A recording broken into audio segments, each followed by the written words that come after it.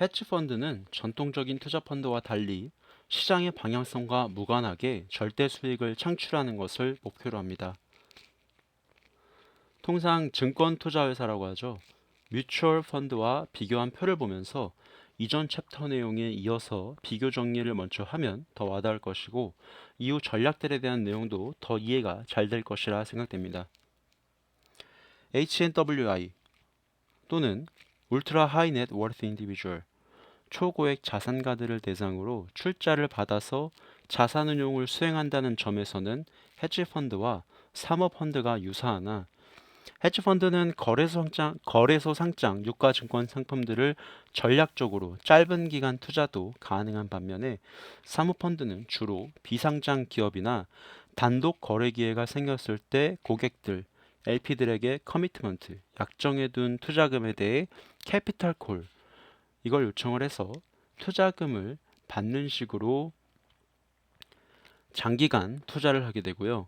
P는 보통 연 7에서 8%의 최고 요구 수익률이라는 허들 레이트를 넘겨야지 캐치업 방식이라든지 미리 펀드를 조성할 때 짜둔 구조로 캐리, 초과분에 대한 성과 보수가 돌아가고, 해지는 전 고점 수익률, 과거 정산 시에 가장 높았던 수익표를 넘긴다는 하이 워터마크, 이걸 초과하는 성과를 보여야 초과 수익의 일부를 가져가는 방식 등 펀드 조성 시 약속하는 방식에 따라 차이가 있겠습니다.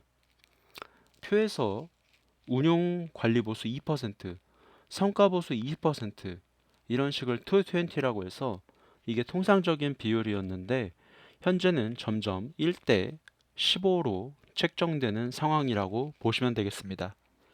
여러모로 여러 투자자들의 자금을 모아 주식, 채권 등 유가증권에 투자하고 그 운용 수익을 투자자들에게 배당 형태로 돌려주는 투자 상품을 운용하는 법인 주식회사인 증권투자회사 뮤추얼펀드와는 투자자들이 주주로서의 권리를 갖는다는 내용 등 확연히 차이가 보이는 부분이고요. 이번 챕터의 주제인 헤지펀드를 들어가면, 헤지펀드는 기초자산이 없이도 대차 거래 등을 통하여 숏셀링, 공매도를 할 수 있는 등 금융시장에서 가장 고난도의 전략들을 복합적으로 구사하며, 이는 단순히 시장이 오를 때만 수익을 내는 것이 아니라 시장이 하락하거나 변동성이 큰 환경에서도 일정 수준 이상의 절대 수익을 내겠다는 고를 및 하겠다는 만큼 헤지펀드 운용사는 최상위권 인재들이 모여있는 집단이다라고 할 수 있겠는데요. 이를 위해 헤지펀드 운용자들은 다양한 투자 전략을 개발하고 각 전략의 특성에 맞는 리스크 관리 기법을 병행해서 펀드를 운용하게 됩니다. 예를 들어 헤지펀드는 특정 자산군에 집중 투자하는 대신에 여러 자산에 분산 투자하거나, 상승이 예상되는 자산을 매수하고 하락이 예상되는 자산을 매도하는 방식으로 시장 위험을 줄이거나 합니다. 또한 차입금 레버리지를 활용해 수익을 극대화하면서도 손실을 최소화하는 구조를 만들기도 합니다. 이러한 절대 수익 추구와 리스크 관리의 조화가 헤지펀드 전략을 구조적으로 거의 예술, 아트와 같이 만드는 기본 요소라고 할 수 있겠습니다. 헤지펀드 운용력은 언제나 변동하는 시장 환경에 대응할 수 있어야 되는데요. 기본적으로 접근하자면 금리 인상기에는 변동성이 커지기 때문에 롱숏이나 커버드 콜 같은 절대 수익형 전략이 유효하고, 반면 경기 침체기에는 부실 채권이나 이벤트 드리븐 전략이 상대적으로 유효한 전략으로 채택될 수 있겠습니다. 기본적으로는 시장 환경과 자신의 위험 허용 범위에 따라서 전략을 유연하게 조정할 줄 알아야 하며, 여러 전략을 결합해 포트폴리오를 다각화하는 것이 일반적인 헤지펀드 전략입니다. 이외에도 각국의 공매도 제도, 세제 혜택이나 규제 환경 등 외부 변수가 전략의 성과에 또 큰 영향을 미칠 수 있는데요. 예를 들어서 한국에서는 주식 및 채권형 펀드의 자본 차익이 비과세라는 점이 롱숏 펀드의 매력을 높이고, 한편으로는 올해 3월에 약 1년 만에 재개된 공매도 제도가 롱숏 운용의 효율성에 직접적으로 영향을 미친다고 할 수 있겠습니다. 좀 더 들여다보자면, 국내에서는 투기성으로 분류를 해서 좀 제한적인 면이 있어 왔는데요. 처벌 강도나 일시적인 공매도 금지 빈도, 개인 투자자의 담보 비율이 기관보다 높다는 점 등이 그러했었는데 개인 담보 비율을 완화하고 점차 국제 기준에 맞춰서 규제 제도적으로 개선되고 있는 그런 추세로 보입니다. 물론 주식을 빌리지 않는 결제 불이행 위험이 있는 불법 무차입 공매도가 아니라 covered short selling 차입 공매도가 다시 허용이 된 상황으로 뉴스를 통해서 알고 계실 것이라고 생각됩니다. 그럼 본격적으로 해치펀드에서 구사하는 대표적인 전략들을 몇 가지 살펴보도록 하겠습니다. 우선 크게 주식 롱숏이나 채권 스프레드, 전환 차익 거래와 같은 아비트라지 전략, M&A 인수합병과 같은 이벤트 드리븐에서의 합병 차익이나 부실 채권 또는 여러 개의 다른 헤지펀드에 투자하는 전략인 펀드 오브 펀즈, 글로벌 매크로, 이머징 마켓 전략, 선물 거래 전략, 매도 전문 펀드 등이 있겠습니다. 그 중에서도 아비트라지 차익 거래 전략은 기본적으로 이론가와 시가, 시장의 현재 가격과의 괴리를 수익원으로 하는 이론에 기반한 안정적인 전략이라고 할 수 있겠는데요.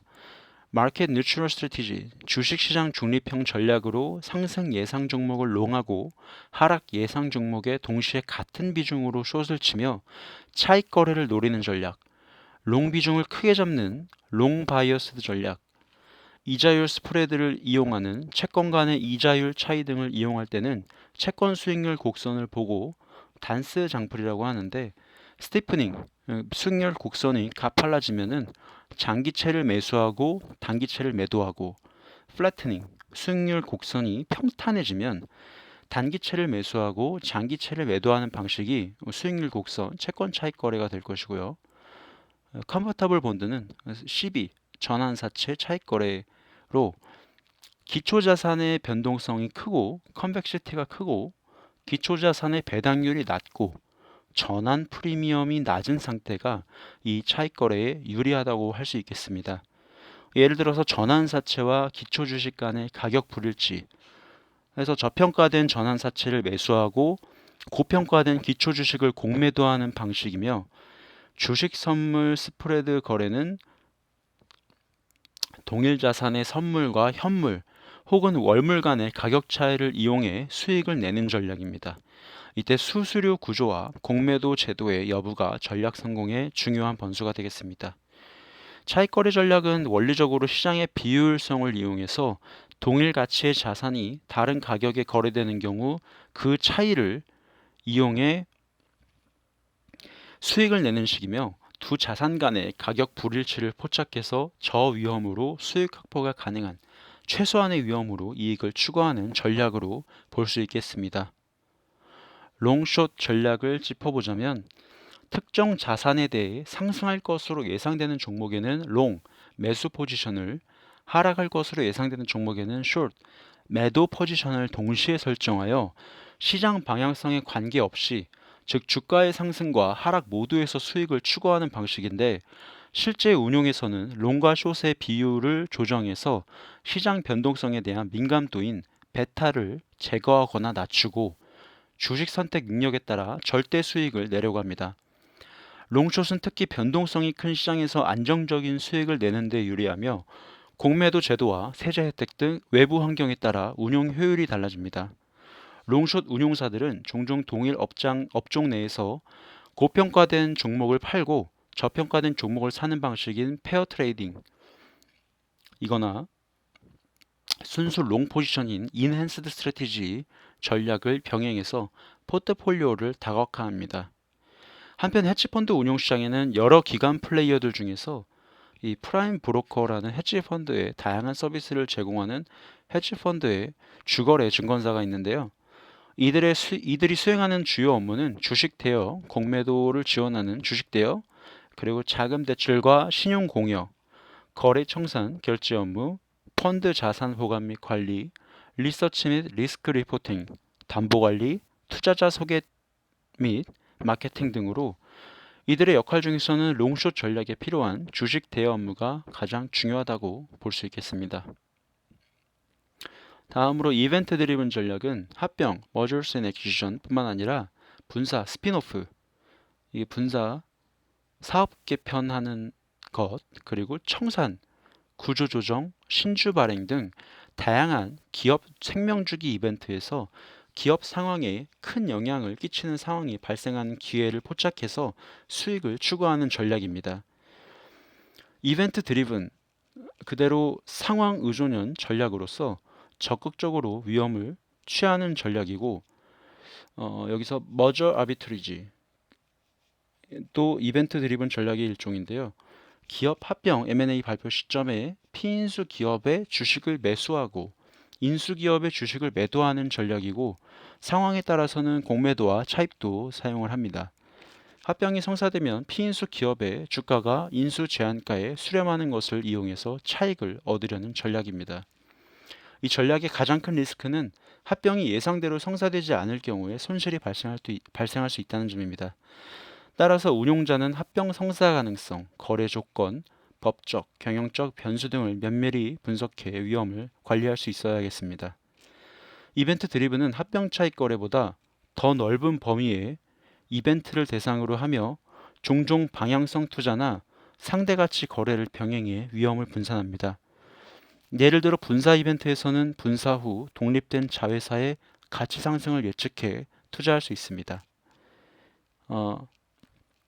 Non-performing loan, NPL, 벌처 펀드 등 디스트레스드 세큐리티스는 부실 채권 투자인데, 이 투자도 헤지 펀드 이벤트 드리븐 전략 중에 하나입니다. 기업이 파산하거나 부도가 난 뒤에 발행한 고위험 고수익 채권과 같은 정크본드 등에 투자하여 기업이 회생하거나 CR, Corporate Restructuring, 기업 회생 등을 통해 자산 가치가 회복될 때 수익을 얻는 전략입니다. 부실 채권 전략은 발행자가 현재 이자 지급을 하지 않는 채권, 즉 디폴트, 부실 상태의 채권에 투자해서 향후 경제 상황이 개선되거나 회생, 신용 등급 상승 등으로 인한 가격 상승을 노리는 전략입니다. 이 전략은 고위험, 고수익의 대표적인 예시로 경기 회복기에는 큰 수익을 낼 수 있지만 경기 침체기에는 손실 위험이 매우 크다고 할 수 있겠습니다. 또한 부실 채권은 유동성이 낮고 법적 경영적 리스크가 크며 회생 과정에서의 불확실성이 높다는 특징이 있습니다. 부실 채권 운용자는 따라서 종종 기업 구조 조정, 법적 절차, 신용 회복 가능성 등을 면밀히 분석해서 투자 타이밍을 결정하며 투자 후에 기업 회생 과정에 적극적으로 개입해서 수익을 극대화하려는 시도도 할 수 있어야겠습니다. 다음으로 글로벌 매크로 전략은 탑다운으로 세계 경제 추세를 예상하며 포트폴리오를 구축하는 방향성 전략입니다. 매크로 경제 변수들과 세계적인 정치, 경제적 사건을 분석하여 통화, 채권, 주식, 선물 등 다양한 금융 상품에 투자합니다. 즉 개별 기업의 증권 가치보다는 전체 자산 가치의 변화로부터 투자 수익을 추구하는 전략이며, 해지를 하지 않고 경제 추세나 특정한 사안에 영향을 받는 시장 방향에 대한 예측을 근거로 시장 방향성에 투자하는 것입니다. 예를 들어 특정 국가별 경제 정책 변화나 중앙은행의 금리 인하 인상, 환율 정책, 인플레이션 등을 예측하고 그에 따라 적극적으로 대규모 포지션을 재조정하여 포트폴리오 자산 배분을 결정하고 그에 맞춘 수익을 극대화할 수 있는 전략입니다. 대표적으로 조지 소로스가 운영했던 퀀텀 펀드가 매우 유명하다고 할 수 있겠습니다.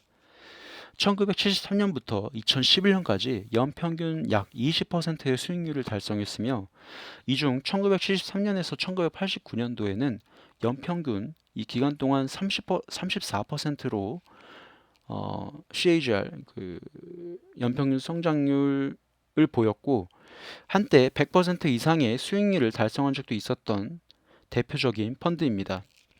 글로벌 매크로 운용은 높은 레버리지를 활용해 수익을 키울 수 있지만 이는 동시에 큰 손실 위험을 동반한다고도 할 수 있겠는데요. 과거 대표적인 사례로는 90년대 후반에 LTCM, 롱텀 캐피탈 매니지먼트가 있겠습니다. LTCM은 당시에 최고의 헤지 펀드 운용력들이 모여 높은 레버리지를 사용해 글로벌 채권, 외환, 파생 상품 시장에 포지션을 잡았으나 러시아의 채권 디폴트 등 예상치 못한 거시 리스크로 인해 파산에 이르렀습니다. 이 사례는 글로벌 매크로 전략이 레버리지와 리스크 관리의 균형을 잘 맞춰야 함을 보여준다고 할 수 있겠습니다. 글로벌 매크로 전략은 특히나 최근 AI와 빅데이터를 활용한 거시경제 분석, 국가별 정책 변화에 대한 신속한 대응 등으로 빠르게 성과 개선이 이루어지는 영역입니다. 또 펀드 오브 펀드, 정확히는 펀드 오브 펀드죠. 재간접 펀드는 여러 투자 펀드에 간접적으로 투자함으로써 리스크를 분산시키고 전문적인 투자 관리에 접근할 수 있는 전략입니다. 재간접 펀드는 개별 증권이 아닌 다른 투자 펀드, 예를 들어 헤지 펀드, 사모펀드, 뮤추얼 펀드 등의 자금을 배분합니다. 이로 인해서 재간접 펀드는 개별 투자자들이 직접 접근하기 어려운 독점적인 투자 기회에 간접적으로 노출될 수 있으며 다양한 자산 클래스와 지역, 부문의 포트폴리오를 분산할 수 있게 됩니다. 또한 재간접 펀드 매니저는 심사와 모니터링, 포트폴리오 관리 등 전문성을 바탕으로 투자 결정을 내리므로 투자자는 시간과 비용을 절약하면서도 전문가 수준의 투자 관리를 받을 수 있습니다. 한편 이 재간접 펀드는 기초 펀드의 수수료 그리고 재간접 펀드의 관리 수수료와 같은 여러 계층의 수수료가 부과되는데 이로 인해서 비용이 굉장히 높을 수 있습니다. 유동성 제약이나 투자 선택에 대한 직접적인 통제력이 제한될 수 있다는 한계도 있겠습니다. 따라서 재간접 펀드는 장기적이고 전문적인 투자 관리, 리스크 분산을 중시하는 투자자에게는 적합하며 투자 전략을 선택할 때 수수료와 구조를 신중히 검토해야겠습니다.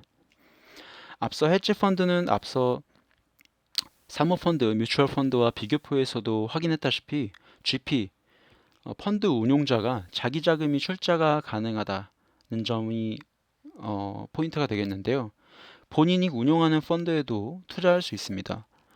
이를 통해서 헤지 펀드는 모럴 해저드 방지를 할 수 있고 시장 상황에 관계없이 고수익을 기대하며 적극적인 리스크 테이킹을 감수하는 고액 자산가들의 그런 투자자들에게 참여 활성화를 기대하는 효과를 가지게 됩니다. 강의 소개 문구를 작성을 하면서 어떠한 시장 상황에서도 절대 수익을 낸다는 헤지 펀드 매니저들의 Beat the Market 목표를 인용을 했고, 저 또한 언젠가 이 투자신에서 핀테크 기능들을 통해서 최상의 헤지 펀드 매니저 수준으로 혁신을 만들어내는데 일조할 수 있지 않을까라는 목표를 갖고 있다는 포부를 언급을 해보면서 이번 강의를 마무리해 보도록 하겠습니다.